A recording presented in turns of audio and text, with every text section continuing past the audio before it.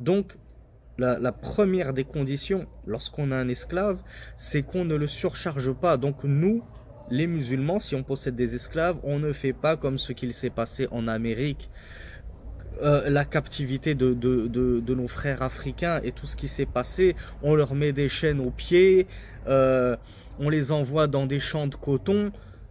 Ces choses-là n'existent absolument pas en islam. Ce n'est pas ça l'esclave légiféré en islam. Ce n'est pas ça l'esclavage permis et toléré en islam. Donc l'esclave est, comme on l'a dit en début, le serviteur, le domestique, puisque ça rentre un petit peu dans la même chose. Tout ce qu'Allah subhanahu wa ta'ala a soumis à notre... nous a soumis, on ne les surcharge pas de ce qu'ils ne peuvent supporter. Donc Cheikh Ibn Abd al-Barr nous dit وَعَلَيْهِ نَفَقَتُهُ وَكِسْوَتُهُ بِالْمَعْرُوفِ لِمِثْلِهِ غَيْرَ مُضِرٍ بِهِ. C'est-à-dire عليه على صاحبه على مالكه. Ibn Abd al-Barr nous dit et le maître de l'esclave, celui qui possède l'esclave, alayhi, je vous l'ai déjà dit dans une vidéo précédente, alayhi yadullu ala al-wujub. Alayhi, c'est une formule qui indique l'impératif, l'obligation. Donc Ibn Abd al-Barr rahimahullah, nous dit il est obligatoire au maître de nourrir et de vêtir son esclave. Regardez encore un point de différence crucial entre les musulmans et les non-musulmans. Et ensuite, posez-vous la question et posez-la aux autres. Qui sont les véritables barbares?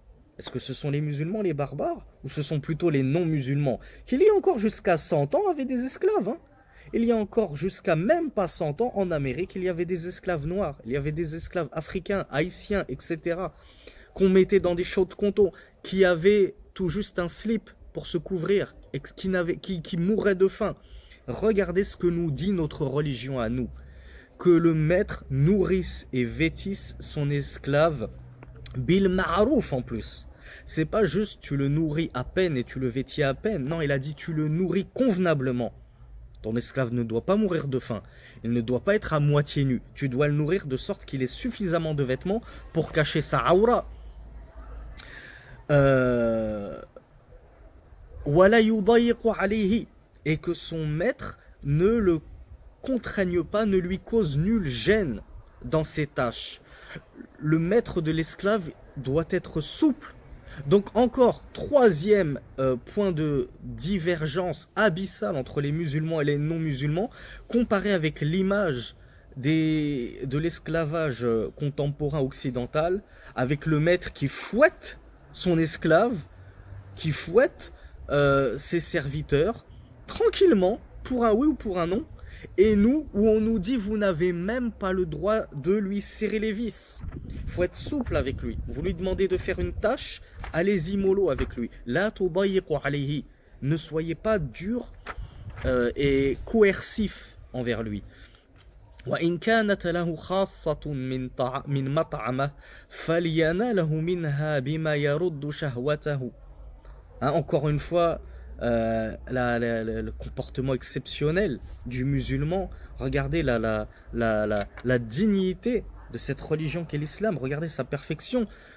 Cheikh Ibn Abd al-Barr nous dit, et si le maître a de la nourriture, qu'il en donne à son esclave, bima yaruddu shahwatahu. C'est-à-dire qu'il lui en donne suffisamment pour que l'esclave ne soit plus affamé, qui n'est même pas de shahwa. Là, c'est carrément, il nous a dit, parce qu'il va dissiper sa shahwa, son désir. C'est pas tu manges un grec devant ton esclave, devant ton domestique, devant ton serviteur, et lui, tu ne lui donnes rien. Ou bien tu lui donnes du riz blanc. Et puis toi, tu as de la viande, tu as un grec. Non.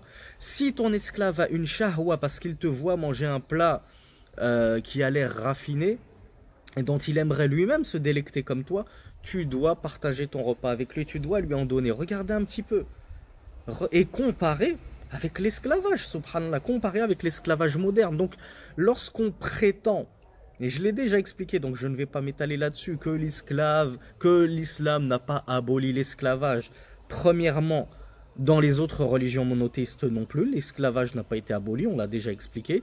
Nulle part dans la Bible, ni l'Ancien ni le Nouveau Testament, vous ne trouverez que Dieu a dit que l'esclavage est aboli. Ça n'existe pas dans leur livre, dans le livre des gens du livre. Et deuxièmement, il faut savoir de quoi on parle.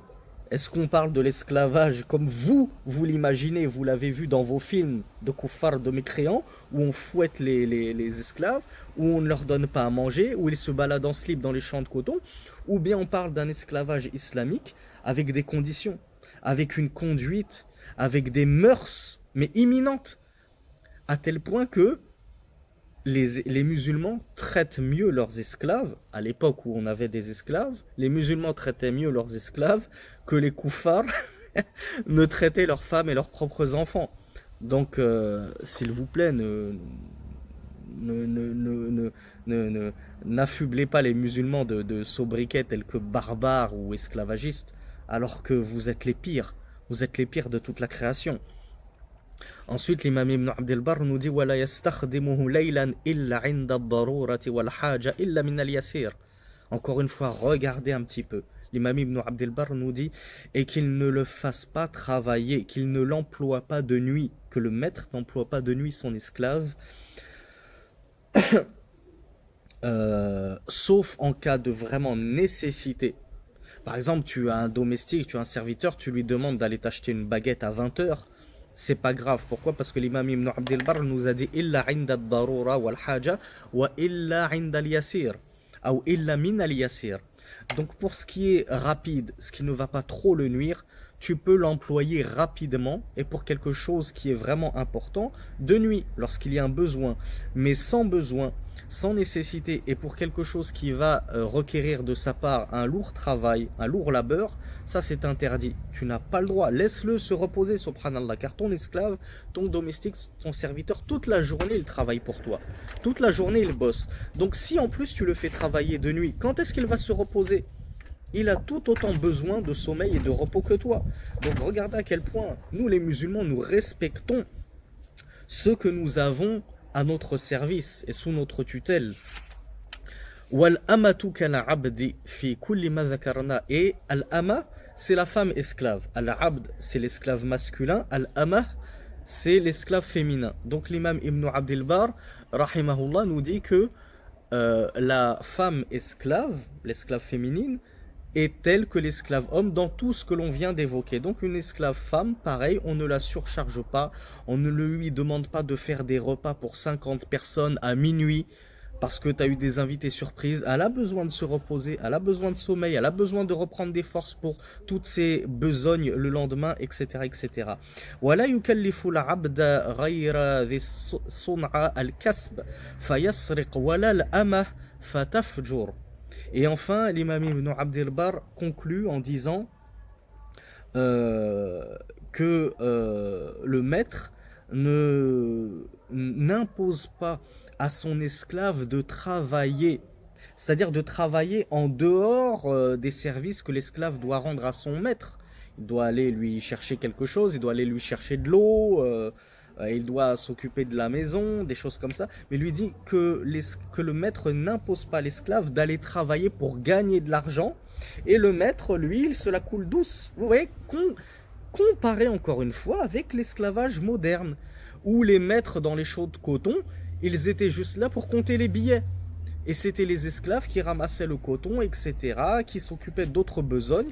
Les maîtres étaient juste là pour compter les billets. Non, en islam, on te dit, n'oblige pas ton esclave à travailler pour toi.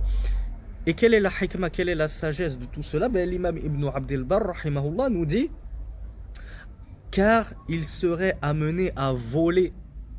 En imposant ceci à ton esclave, tu risques de le forcer à aller voler pour pouvoir subvenir à tes besoins, puisque tu lui as demandé de subvenir à tes besoins. Et pareil, pour l'esclave femme, tu vas l'obliger à travailler pour toi. Tu vas lui dire, moi, tous les mois, tu dois me ramener 1000 euros. Tu es mon esclave, j'ai pas envie de travailler, tu me ramènes 1000 euros. Eh bien, l'imam Ibn Abd al-Barr nous dit, si tu fais ceci, si tu lui imposes de travailler pour toi, ça va l'amener, cette femme, à la prostitution. Pourquoi? Parce qu'elle va se dire, moi je ne peux pas travailler, je n'ai aucune compétence, je n'ai aucun diplôme. La seule façon pour moi de gagner de l'argent rapidement pour ne pas me faire tabasser et fouetter par mon maître, c'est de me prostituer. c'est de vendre ma dignité, ma chasteté, ma pudeur. Et donc elle va se prostituer pour gagner de l'argent et te donner l'argent que tu lui as réclamé. Voilà pourquoi en islam, le maître n'impose pas à son esclave mâle ou femelle de travailler en dehors du foyer pour lui, pour subvenir à ses besoins à lui. L'esclave en fait déjà assez pour toi. Donc, on revient un petit peu sur tous les propos de l'imam Ibn Abd al-Barr qui se terminaient ici. Donc il nous avait dit وَمَنْ مَلَّكَهُ اللَّهُ عَبْدًا فَلَا يُكَلِّفْهُ مِنَ الْعَمَلِ فَوْقَ طَاقَتِهِ.